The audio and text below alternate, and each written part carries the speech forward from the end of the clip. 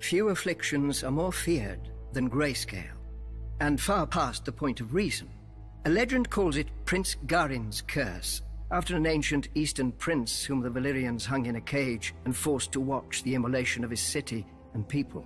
As his city burned under dragon flame, this prince called on his god for vengeance, and a thick fog of foul humors rose from the Rhoyne to smother the Valyrians with Grayscale. But if diseases could be called down by the vengeful, we'd have no health in the world. More likely the disease predates the Valyrians entirely, confined to some remote region of Essos, and only spread throughout the world once the Valyrians linked the continent with roads and dragons. The disease begins as a rash. The afflicted flesh stiffens, calcifies, and cracks, and assumes the disease's nominal hue. Victims are graciously spared pain, as the disease dulls sensation in the infected limbs.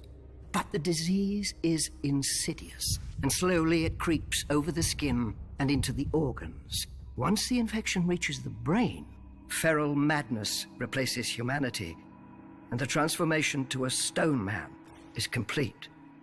There is no consensus on treatment.